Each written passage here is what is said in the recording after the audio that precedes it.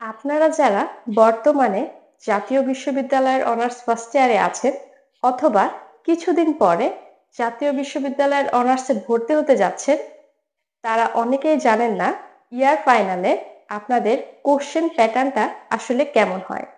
তো আজকেই আমি আমার এই ভিডিওতে আপনাদের সেই কোশ্চেন প্যাটার্ন সম্পর্কে বিস্তারিত ধারণা দিব। তো চলুন ভিডিওটা শুরু করা যাক।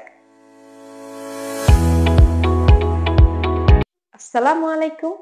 আদিশা একাডেমি থেকে আমি আছি আপনাদের সাথে দৃষ্টি। আপনারা এইচএসসিতে পরীক্ষা দিয়ে এসেছেন সৃজনশীল পদ্ধতিতে, কিন্তু অনার্সে কিন্তু সৃজনশীল পদ্ধতি নেই। এখানে কোশ্চেন প্যাটার্ন একদম ভিন্ন ধরনের।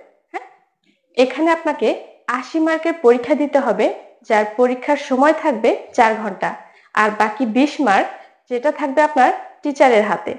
সেটা হতে পারে আপনার উপস্থিতির উপরে, অথবা কলেজে যেটা আপনার পরীক্ষা হয় সেই নাম্বারের উপরে ডিপেন্ড করবে যে ওই ২০-এর মধ্যে আপনি কত পাবেন। জাতীয় বিশ্ববিদ্যালয়ের অনার্স হলো ৪ বছর মেয়াদী, যেখানে আপনি ৪ বছরে ৪টা ইয়ার ফাইনাল পরীক্ষা দিবেন। তো এই ইয়ার ফাইনাল পরীক্ষাতে আপনার ৮০ মার্ক যেটা থাকবে আপনার লিখিত, এই লিখিত পরীক্ষা আপনাকে দিতে হবে, যার সময় হলো ৪ ঘন্টা।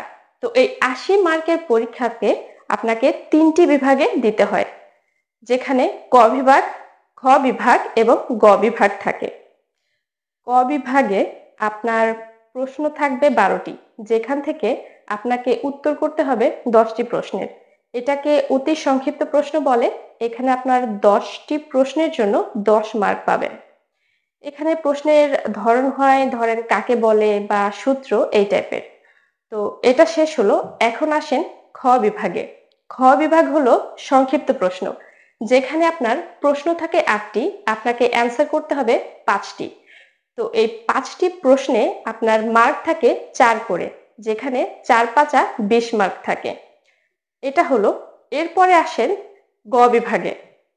গ বিভাগে আপনার প্রশ্ন থাকে 8টি, সেখান থেকে আপনার উত্তর করতে হয় 5টি। এই 5টি প্রশ্নে এক একটা প্রশ্ন আপনাকে 10 মার্কের দেওয়া হয়। সেখানে এমন হতে পারে আপনার একটা প্রশ্ন 10 মার্ক থাকতে পারে, অথবা সেখানে আবার প্রশ্নকে ভেঙে দেওয়া হয় ক বা খ আকারে। সেখানে কতে থাকতে পারে 3, 7, অথবা 4, 6, অথবা 5, 5।